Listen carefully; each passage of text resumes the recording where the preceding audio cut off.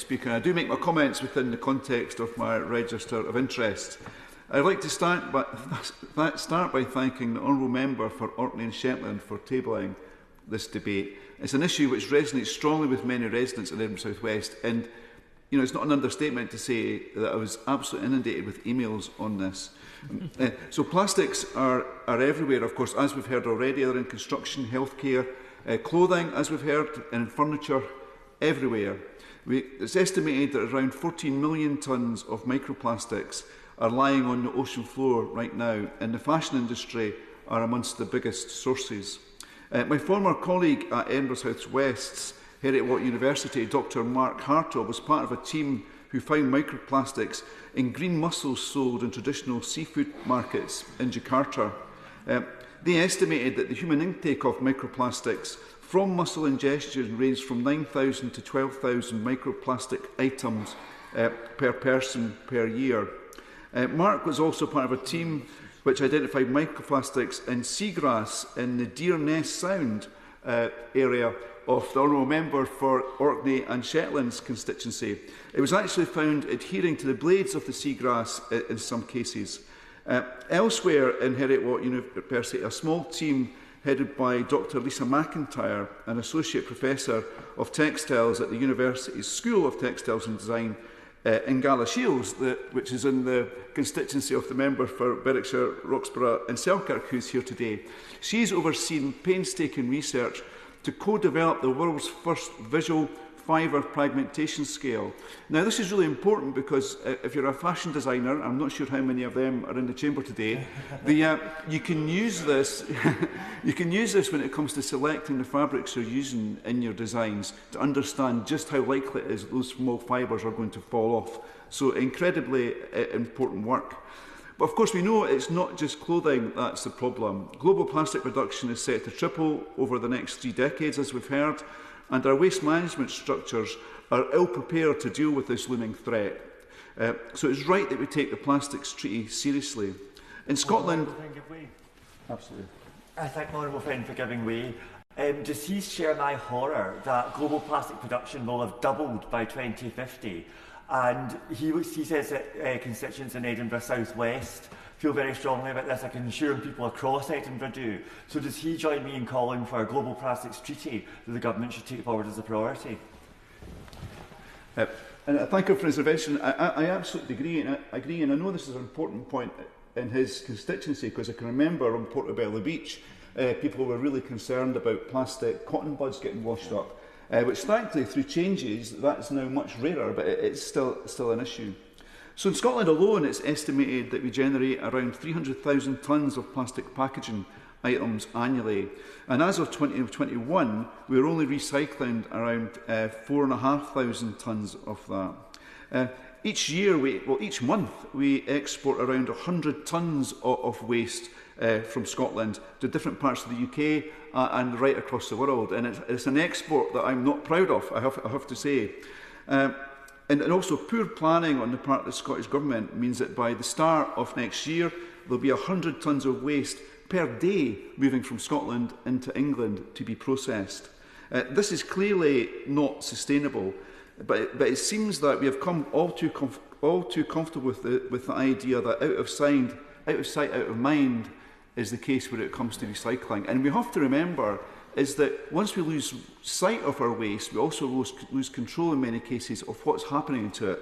And this is an issue that many residents write to me about in particular. Of course, even if we were to develop the processing capacity at home, dealing with plastics will always be a problem so long as our consumption remains high.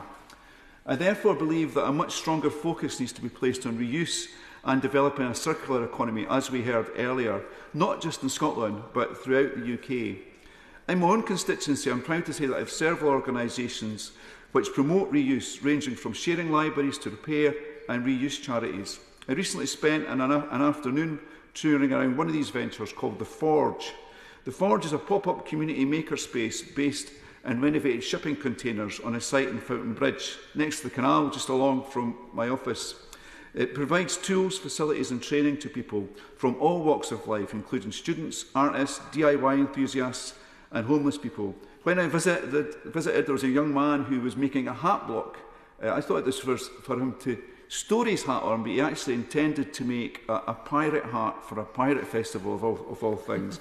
I did Google where this pirate festival was, but it turns out pirate festivals are quite common things, so it could be almost anywhere.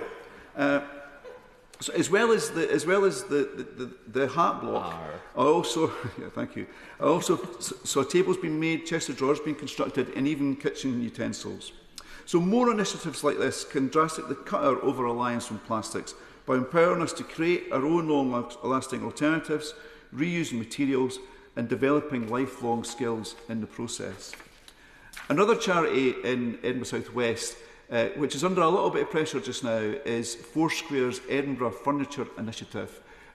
They sell largely used furniture and household items, and they use that income, which is a non-trivial amount of money, to help solve Edinburgh's housing crisis. It's an absolutely fantastic project. But as I noted earlier, the plastic consumption and processing economies operate across borders, making this an issue which requires a truly joined-up approach. That is why I fully support the Deposit Return Scheme, which covers the entirety of the UK, and look forward to its introduction in 2027. This may not be quick enough for some people, and I do respect that, but we have to balance the pressing need for change with the economic realities that many small businesses face as they adapt to these new regulations. And I have to say, others have already said this point, but if you want to see how not to do this, please just look to the Scottish Government. It was an absolute embarrassment, But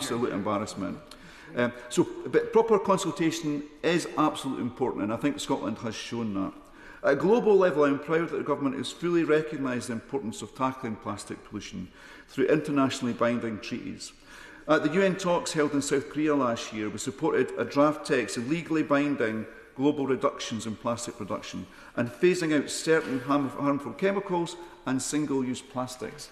Unfortunately, a consensus could not be reached, largely due to the usual suspects, amongst whom China and Russia, all pushing back against these targets. The negotiations will remain highly contentious so long as these economies, which are heavily reliant on plastic as part of their economy, want to hang on to it. Having read Dr Lindner's edits to the EFRA committee earlier this week, I think an inclusive tier model could go some way towards resolving these disagreements if we can't get them to be as bold, these countries to be as bold and ambitious as the UK is, I hope. Some may see this as a compromise which lets major polluters off the hook, but I believe international cooperation is vital, with similar models have worked well in terms of getting these nations signed up to some kind of baseline target.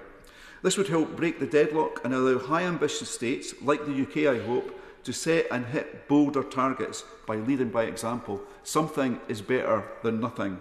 We must make progress on this issue, and a global treaty is essential if we want to protect our planet and the health of future generations. Thank you, Madam Deputy Speaker.